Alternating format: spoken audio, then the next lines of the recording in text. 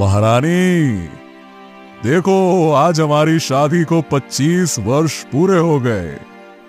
ये समय भी कैसे बीत गया ना। और आज हमारी दोनों बेटियां रूपमाला और जयमाला भी अब युवा हो गई हैं। हाँ महाराज, आप बिल्कुल सही कह रहे। अब आपको इनके विवाह की चिंता करनी चाहिए। हाँ, तुम ठीक कह रही हो महारानी, पर हमारी पुत्रियों के लिए योग्य वर मिलेगा तभी तो हम इनका विवाह करेंगे ना। हमारी पुत्रियां राजकुमारी है, इनके लिए वाला योग्य वरों की क्या कमी। महाराज, अब आसपास के राज्यों के राजकुमारों पर जरा दृष्टि तो घुमाइए। राजकुमारियों को विवाह का समस्या यूं चुटकियों में हल हो जाएगी। महारानी सुगंधा, हम अपनी पुत्रियों का विवाह किसी राजकुमारों से नहीं, अपितु किसी बुद्धिमान या फिर योग्य युवा के साथ ही करेंगे। ऐसे ही किसी के हाथ में थोड़े ना अपनी पुत्रियों का हाथ दे देंगे। महाराज, आपके तो सोचने का ढंग ही निराला है। भला राजवंश की कन्याएं साधारण वंश में ब्याही जा सकती है क्या? क्यों नहीं ब्याही जा सकती हैं? राजकुमारियों के लिए वर चुनते समय राजवंशों को नहीं, अपितु योग्यता और बुद्धिमानी को प्राथमिकता दूंगा मैं। देवयोग से थोड़े ही समय बाद राजा महिपत के गुरु ऋषि रामदेव राजमहल पधारे और राजा ने उन्हें प्रणाम किया। चिरंजीवी भव। गुरुदेव, आप उचित समय पर यहां पधारे हैं। क्या आप मेरे एक समस्या का हल कर सकते हैं? कहो महिपत, तुम्हारी क्या समस्या है? गुरुदेव, मेरी दोनों पुत्रियां युवा हो गई हैं। मैं उनके विवाह के विषय में चिंतित हूं। इसमें चिंतित होने की क्या बात है? जैसे अन्य राजकुमारों के लिए स्वयंवर होते आए हैं, वैसे तुम भी अपनी पुत्रियों के लिए स्वयंवर आयोजित कर डालो और उसमें आसपास के सभी राजकुमारों को आमंत्रित करो। गुरुदेव, मैं अपनी पुत्री का विवाह राजकुमारों के साथ नहीं, अपितु योग्य और बुद्धिमान युवकों के साथ करना चाहता हूं। ओह, तो ये बात है। गुरुदेव, आप ज्ञानी हैं। आप इस कार्य में मेरी सहायता कीजिए कि कैसे बुद्धिमान और योग्यावरों की तलाश की जाए। इसमें इतना परेशान होने की क्या आवश्यकता है? महिपत, हम कल ही तुम्हारे साथ योग्य वरों की खोज में निकल पड़ते हैं। जैसा आप ठीक समझें गुरुदेव।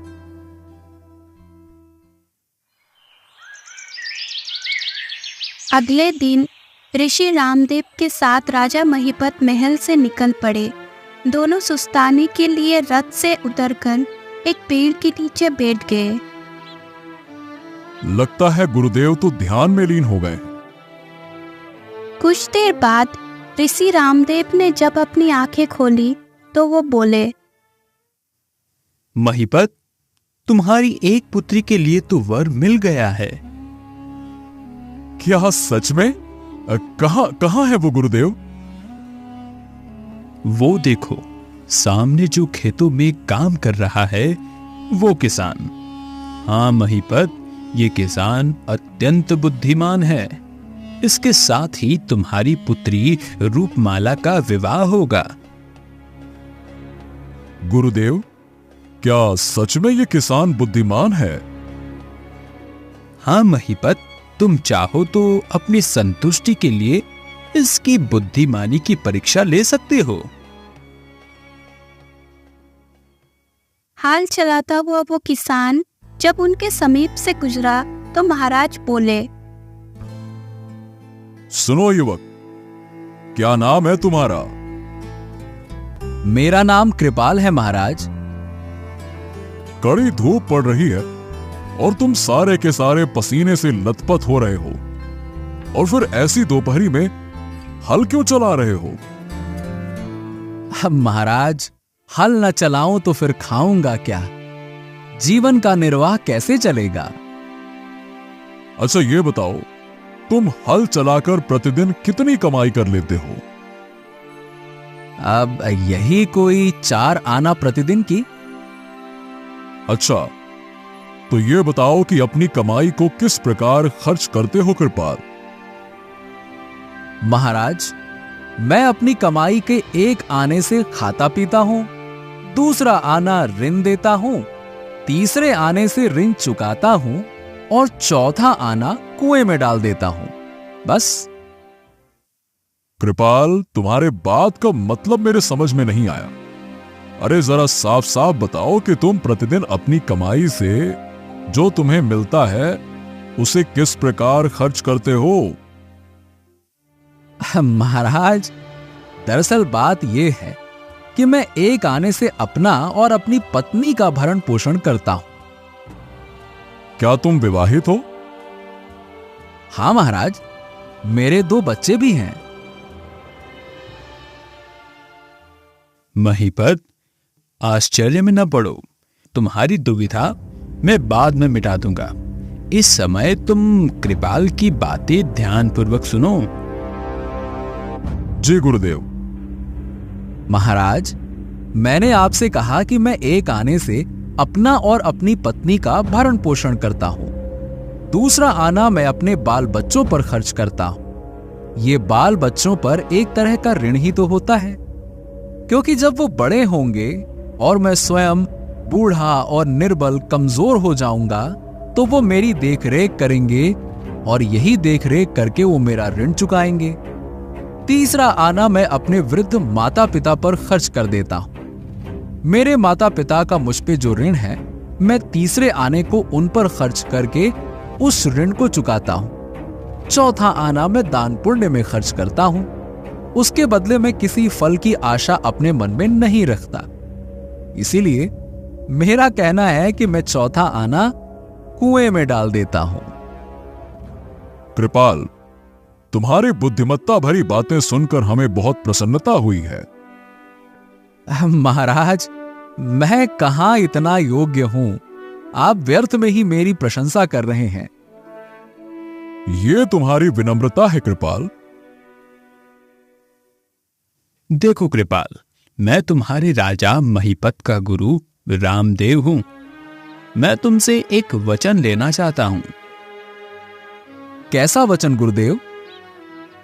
कृपाल, तुम इसी समय ये प्रतिज्ञा करो कि जब तक तुम 100 बार राजा महीपत का मुंह न देख लोगे, तब तक अपने 4 आने के रहस्य को किसी के सम्मुख प्रकट ना करोगे। अब ठीक है गुरुदेव, मैं इसी समय इस बात की प्रतिज्ञा करता हूं। आओ महीपत, अब यहां से चले। चलिए गुरुदेव। कृपाल की बातें सुनकर तुम्हें उसकी बुद्धिमानी का यकीन हो गया होगा। हाँ गुरुदेव, कृपाल निश्चित ही अत्यंत बुद्धिमान है। पर गुरुदेव, एक बात मेरी समझ में नहीं आई। कृपाल पहले से ही विवाहित है, ये जानते हुए भी आपने ये क्यों कहा कि ये राजकुमारी रूपमाला के लिए सुयोग्य वर है? एक विवाहित और बाल बच्चे वाले पुरुष के साथ राजकुमारी रूपमाला का विवाह कैसे किया जा सकता है गुरुदेव? तुम्हारा कहना ठीक है महीपत, पर अब मैं जो बताने जा रहा हूं उसे ध्यान से सुनो। आज से ठीक 5वें दिन कृपाल अपनी पत्नी और बच्चों के साथ बैलगाड़ी में बैठकर अपने ससुराल कंचनपुर जाएगा। राह में जब वो नौका पार करेगा तो नदी में उसका पूरा परिवार बह जाएगा। वो फिर उसी दुर्घटना में कृपाल तो बच जाएगा, पर उसकी पत्नी और बच्चे जीवित ना बचेंगे। ओ, ये तो बुरा होगा कृपाल के साथ गुरुदेव। क्यों ना हम वापस लौटकर कृपाल को इस होने वाली दुर्घटना के बारे में बता दें। इससे ना वो 5 दिन बाद कंचनपुर जाएगा और ना ही वो दुर्घटना घटेगी। क्यों गुरुदेव? महीपत, होनी को ना तुम टाल सकते हो और ना ही मैं, इसलिए कृपाल के पास वापस लौटना बेकार है। उसके साथ जो दुर्घटना होने वाली है वे हर हाल में घटकर रहेगी। अरे बेचारा कृपाल। अब तुम ये बताओ कि जब कृपाल की पहली पत्नी और बच्चे मर जाएंगे तब राजकुमार रूपमाला का विवाह कृपाल के साथ तुम करने को तैयार होगे या नहीं? हाँ गुरुदेव, तब उस अवस्था में राजकुमारी रूपमाला का विवाह कृपाल के साथ किया जा सकता है। ठीक है। राजमहल पहुंचने पर राजा बोले, गुरुदेव, एक पुत्री के वर का चुनाव तो हो गया, अब दूसरी पुत्री के वर का चुनाव कैसे करें? महीपत, तुम चारों ओर ये मुनादी करवा दो। ऋषि रामदेव महीपत को धीरे धीरे कुछ समझाने लगे। ठीक है गुरुदेव, मैं ऐसा ही करूंगा। अच्छा महीपत, अब मैं इजाजत चाहूंगा जाने की। आश्रम में मेरे शिष्य मेरे लौटने की राह देख रहे होंगे।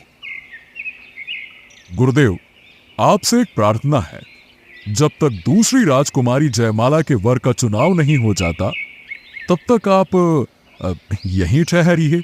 कहां जा रहे हैं? ठीक है, तुम्हारी ऐसी इच्छा है तो ऐसा ही सही।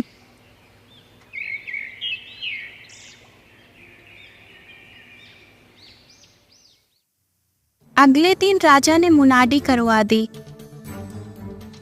सुनो भाइयों, देवल राज्य में कृपाल नाम का एक किसान रहता है। वो अत्यंत बुद्धिमान है।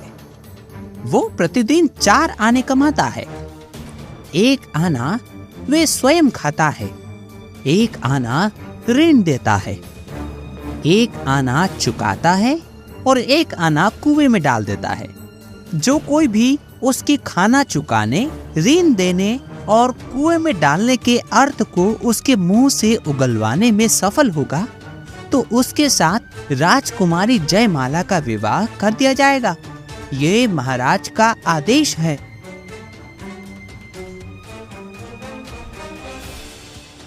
इस मुनादी को सुनकर किसान कृपाल के पास पहुंचने वाला जो पहला व्यक्ति था उसका नाम था केशव।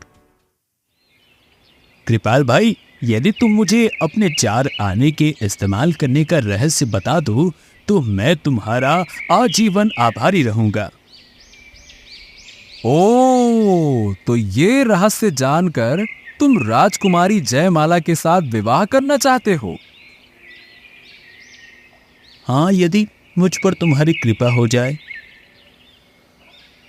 क्षमा करना केशव, मैंने इस बात का वचन दिया है कि इस विषय में मैं किसी को भी नहीं बताऊंगा। ओ, इसके बाद तो कृपाल के पास आकर उससे उसकी कमाई के 4 आने का खर्च का रहस्य जानने के लिए लोगों की भीड़ लगना आरंभ हो गया। मुझे क्षमा करना भाइयों। देखो, मैंने वचन दिया है कि जब तक मैं महाराज का मुंह 100 बार नहीं देख लूंगा तब तक इस भेद को नहीं खोलूंगा। क्षमा करना मुझे। अब क्या करें? कृपाल से ये रहस्य जानना असंभव है। इस प्रकार 4 दिन बीत गए। युवक आते, कृपाल से 4 आने का रहस्य जानने का आग्रह करते। कृपाल के मना करने पर निराश होकर वापस लौट जाते। 5वें दिन वहां एक व्यक्ति आया और उसने बोला, क्या तेरा नाम ही कृपाल है? हाँ हाँ, मैं ही कृपाल हूं। कहो, मुझसे कोई काम है क्या? मैं तुझसे तेरे 4 आने की कमाई के बारे में पूछने आया हूं। बता, तो उसको किस प्रकार खर्च करता है? देखो, मैं उस रहस्य को नहीं बताऊंगा और तुझ जैसे लंपति को तो कभी नहीं बताऊंगा। जाओ, निकल जाओ यहां से।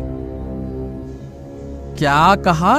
मुझे लंपति कह रहे हो? अरे ठहरो जरा, मैं बताता हूं लंपति क्या होता है। रुक तो।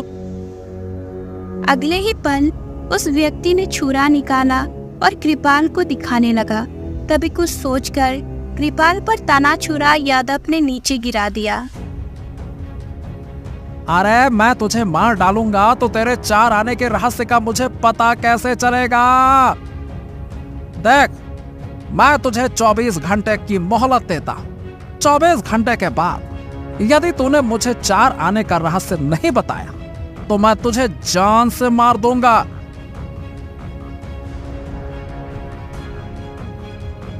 कृपाल को यह चेतावनी देकर यादव वहां से चला गया। फिर कृपाल की पत्नी बोली, सुनो जी, आपके 4 आने ने तो जी का जंजार खड़ा कर दिया है।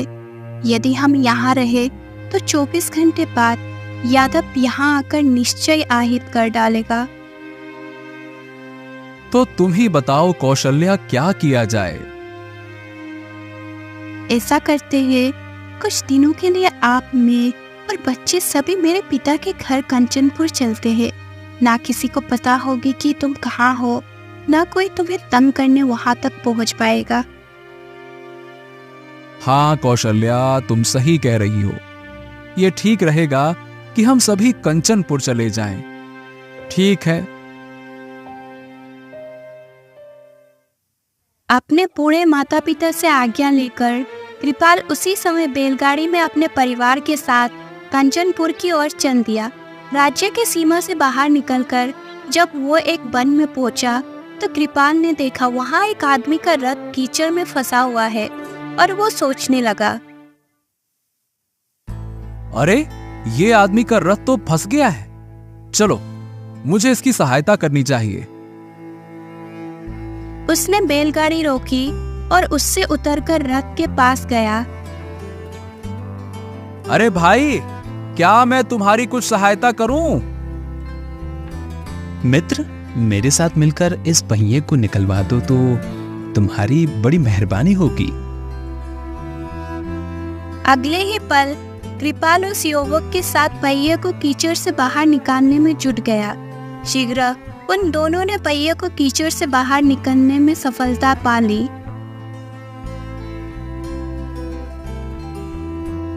तुम्हारा बहुत बहुत धन्यवाद भाई। तुम ना आते तो मैं न जाने कब तक अकेला इस वन में परेशान होता। तुम कौन हो भाई और कहां जा रहे हो? मेरा नाम नकुल है। मैं देवल राज्य के प्रसिद्ध सेठ वाकुल का बेटा हूँ।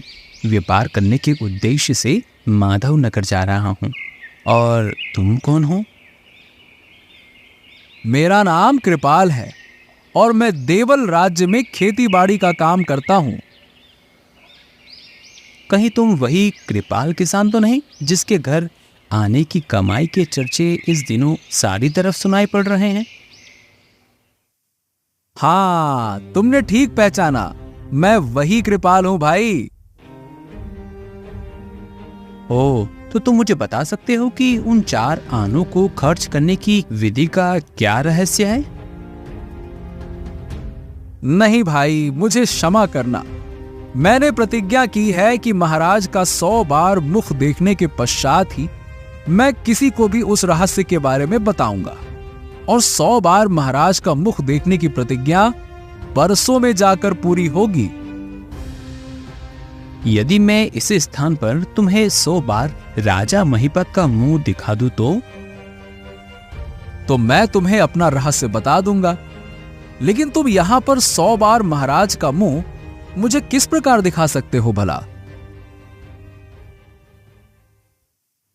नकुल ने उसके बात का कोई जवाब नहीं दिया और अपने रथ में रखी स्वर्ण मुद्राओं की थैली उठा लिया।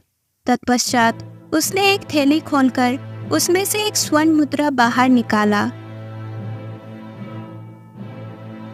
इस मुद्रा पर किसका चित्र अंकित है कृपाल? महाराज महीपत का। तब नकुल ने दूसरा स्वर्ण मुद्रा निकाला और पूछा, इस पर भी महाराज का चित्र अंकित है? इस प्रकार एक एक करके नकुल ने 100 स्वर्ण मुद्राओं को कृपाल को दिखाए। तत्पश्चात, कृपाल, इस स्वर्ण मुद्राओं पर महाराज की मूर्ति अंकित है। उन्हें देखकर महाराज के मुंह को 100 बार देखने की प्रतिज्ञा पूरी हो गई है। क्या अब भी रहस्य नहीं बताओगे? नकुल, तुम सचमुच ही बहुत बुद्धिमान हो। जिस बुद्धिमानी के साथ तुमने मेरी प्रतिज्ञा पूरी की है, उसे कोई बिरला ही पूरा कर सकता था। अब मैं तुम्हें उन 4 आने को खर्च करने के रहस्य के बारे में बताऊंगा।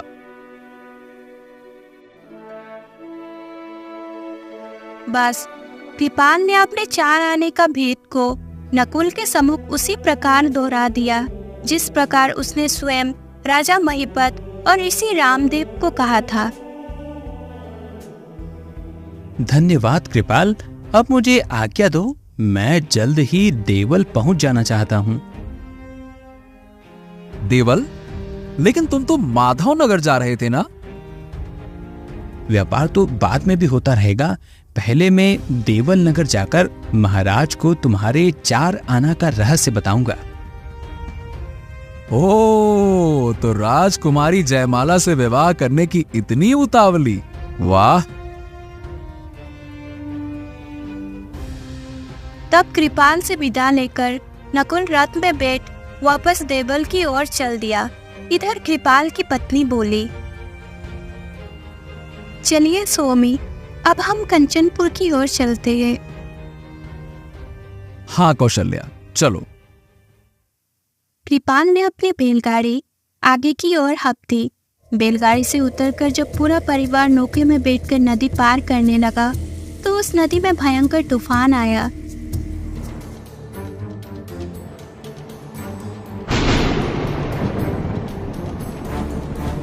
जिससे नौका दुर्घटनाग्रस्त हो गई।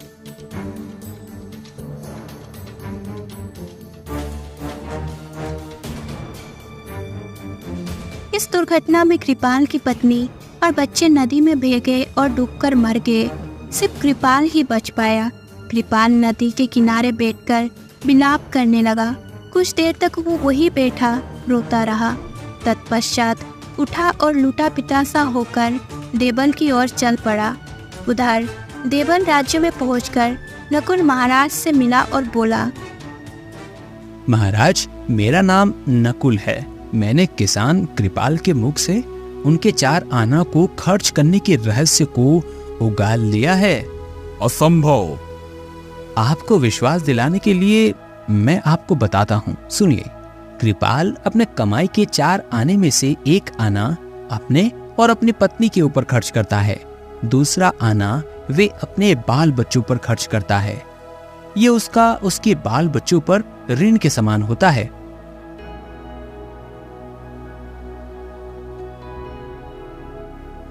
नकुल ने एक एक करके 4 आनों का विषय में विस्तार पूर्वक सही राजा महिपत को बता दिया।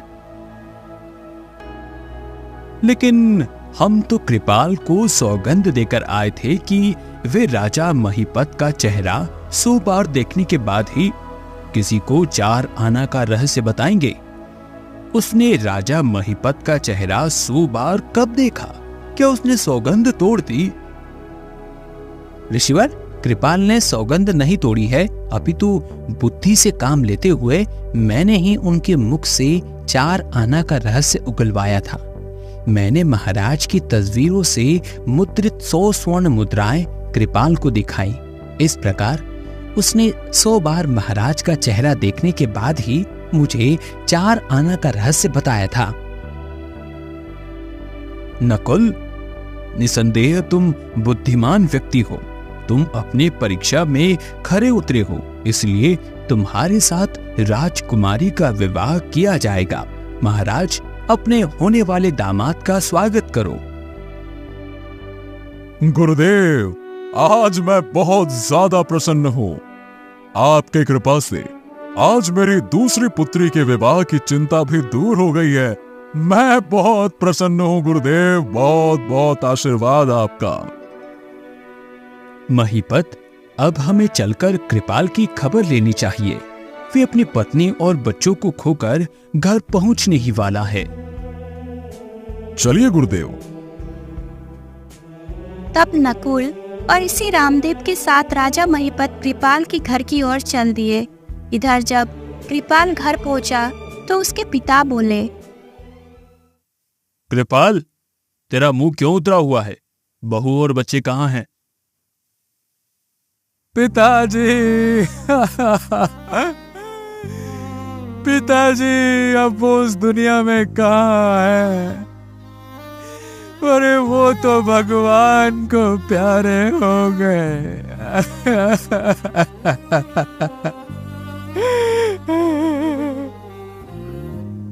क्या?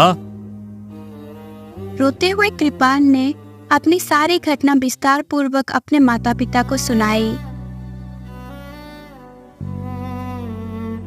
अरे मेरे भगवान, ये तूने क्या किया? आज तूने हमारी सारी सुख छीन ली है। वे सब विलाप कर ही रहे थे कि उसी समय यादव वहां आ धमका और बोला, क्या रे कृपाल, अब तक तूने मुझे 4 आने का रहस्य बताने का मन बनाया कि नहीं? मैं नहीं बताऊंगा तुझे 4 आने का रहस्य। ना तो तू मेरे पास आकर मुझे धमकी देता और ना ही मैं अपनी पत्नी और बच्चों को लेकर यहाँ से जाता, और ना ही वो नदी में डूबते और ना वो मरते। अरे तू ही मेरे परिवार का हत्यारा है, तू ही है वो। हाँ ठीक है, मैं तेरे परिवार का हत्यारा हूं और मैं तेरा भी हत्यारा बनना चाहता हूं। ये कहते हुए उसने कृपाल को मारना शुरू कर दिया। तभी राजा महिपत का रथ वहां आकर रुक गया। वो महाराज, भाग ले यहाँ से वरना तेरी खैर नहीं। जैसे ही यादव वहां से भागने लगा तो महाराज बोले, सैनिकों, पकड़ लो इसे, ये भागने न पाए। सैनिकों ने तुरंत आदेश का पालन किया। यादव, तू यहाँ क्या कर रहा था? महाराज हमें बचा लीजिए, ये मेरे बेटे कृपाल को जान से मारने आया था। सैनिकों, पकड़ो इसे और इसे पकड़कर बंदी गृह में डाल दो। इसका क्या करना है हम कल देखते हैं। मैं तुम्हारे पुत्र के साथ अपनी पुत्री जयमाला का विवाह करना चाहता हूं। लेकिन ये कैसे संभव है? अभी अभी तो मेरी पत्नी और बच्चों की अकाल मृत्यु हुई है महाराज। कृपाल, होनी को कोई नहीं टाल सकता, इसीलिए दुख छोड़कर अपने आगे के जीवन के बारे में सोचो, इसी में तुम्हारी भलाई है। कृपाल, राजा महिपाल ठीक कह रहे हैं। तुम्हारी किस्मत में 2 विवाह होना पहले से ही लिखे हैं, फिर दूसरा विवाह करने में ये आनाकानी क्यों? गुरुदेव, आपके आदेश को भला मैं कैसे टाल सकता हूं?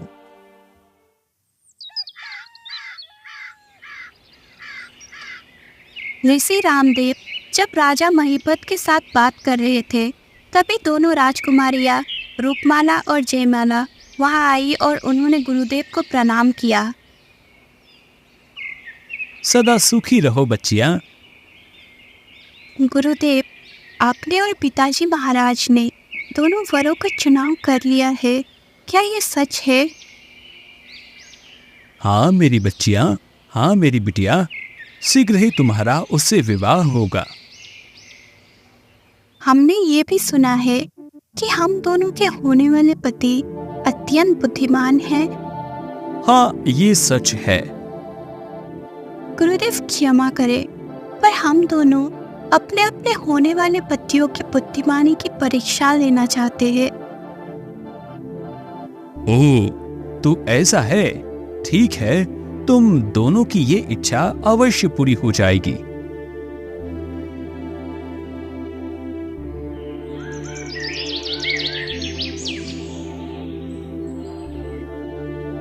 अगले ही दिन रूपमाला और जयमाला के सामने कृपाल और नकुल प्रस्तुत हुए और बोले, तो आप हमारी बुद्धिमानी की परीक्षा लेना चाहती हैं राजकुमारियों? हाँ, यदि आप लोगों को बुरा ना लगे तो। नहीं नहीं, हमें बुरा क्यों लगेगा? आप जिस प्रकार भी चाहें हमारी परीक्षा ले सकती हैं। ठीक है, हम आपको एक अधूरी कहानी सुनाते हैं। उस कहानी को आप ध्यान से सुनिए और जो प्रश्न किया जाए उसका उत्तर दीजिए। कहानी इस प्रकार है। एक बार तूफानी बरसाती रात में धर्मदेव नाम का एक व्यापारी पालनपुर राज्य में किसी सराय में प्रस्थान पाने के उद्देश्य से इधर उधर भटक रहा था। काफी देर भटकने के पश्चात उसे एक सराय दिखाई दी। तूफान के कारण इस सराय का भी दरवाजा बंद है। जैसे भी हो मुझे इसका दरवाजा खुलवाना ही चाहिए। व्यापारी घोड़े से उतरकर सराय के बंद द्वार पर दस्तक दी और वो दरवाजा खटखटाने लगा। अंदर कोई है या नहीं? जी हाँ है, सराय का चौकीदार। मैं दरवाजा खटखटा रहा हूँ, तुम जल्दी से दरवाजा खोलो। मैं दरवाजा नहीं खोल सकता क्योंकि ताले की चाबी खो गई है। भले आदमी, बाहर बहुत तेज बारिश हो रही है। मैं उसमें बुरी तरह भीग गया हूँ। इस शहर में अजनबी हूँ, दरवाजा खोल दो ना। थोड़ी देर बाद अंदर से चौकीदार का आवाज आया। ठीक है, यदि तुम्हारे पास सोने की चाबी हो तो मुझे दे दो, मैं उससे ताला खोल दूंगा। तो नकुल जी, मेरा आपसे प्रश्न है, क्या व्यापारी धर्मदेव चौकीदार की बात में हुए इशारे को समझ सका तो क्या समझा? क्या वास्तव में उसके पास सोने की चाबी थी? बताइए। हाँ, उसके पास सोने की चाबी थी। दरअसल चौकीदार धर्मदेव से स्वर्ण मुद्रा हड़प कर सराय का दरवाजा खोलना चाहता था। नकुल जी, आपने बिल्कुल ही सही उत्तर दिया है। अब मेरा प्रश्न कृपाल जी से है। कृपाल जी, आप इस अधूरी कहानी को पूरी कीजिए। तो ऐसा है कि व्यापारी ने तुरंत जब सोने की एक स्वर्ण मुद्रा निकाली और दरवाजे के नीचे डाल दी और वो बोला, संभाल लेना, मैं सोने की चाबी अंदर भेज रहा हूँ। अगले ही पल सराय का दरवाजा खुल गया और उसने व्यापारी को अंदर कर लिया। अब व्यापारी सोचने लगा, अब मुझे इस चौकीदार को सबक सिखाना चाहिए। मेरा कुछ जरूरी सामान घोड़े पर लदा हुआ है, उसे उतार कर अंदर ले आओ तो मैं तुम्हें एक और मुद्रा दूंगा। हाँ, मैं अभी तुम्हारा सामान उतार कर लाता हूँ। लालची चौकीदार एक और स्वर्ण मुद्रा के लालच में सराय से बाहर निकला। उसके बाहर जाते ही व्यापारी ने दरवाजा बंद कर दिया। जब चौकीदार घोड़े के पास पहुंचा तो उसने देखा घोड़े पर तो कोई सामान है ही नहीं, पासा पलट चुका था। अब चौकीदार बाहर खड़ा सराय का दरवाजा पीट रहा था। अरे दरवाजा खोलो, बाहर बहुत तेज बारिश हो रही है, खोलो खोलो। कैसे खोलूं दरवाजा? सोने की चाबी तो तुम्हारे पास है, उसे दो तो दरवाजा खोलूं। अरे मैं तो अपने ही बुने जाल में फंस चुका हूँ। अरे व्यापारी की स्वर्ण मुद्रा लौटाने में ही मेरी भलाई है। मैं सोने की चाबी अंदर सरका रहा हूँ। और उसने वो स्वर्ण मुद्रा दरवाजे से अंदर सरका दी। तब व्यापारी ने दरवाजा खोला और वो बोला, आओ, अब अंदर आ सकते हो। तो कहिए राजकुमारी जी, मैंने आपकी अधूरी कहानी ठीक प्रकार से पूरी की या नहीं? निसंदेह आप मेरी परीक्षा में खरे उतरे हो कृपाल जी। उसके बाद खूब धूमधाम के साथ रूपमाला का विवाह कृपाल के साथ और जयमाला का विवाह नकुल के साथ संपन्न हुआ। विवाह समारोह संपन्न होने के बाद ऋषिवर बोले, महिपत, अब तो मुझे जाने की इजाजत दे दो। हाँ गुरुदेव, अब मैं आपको और नहीं रोकूंगा, आज्ञा दीजिए।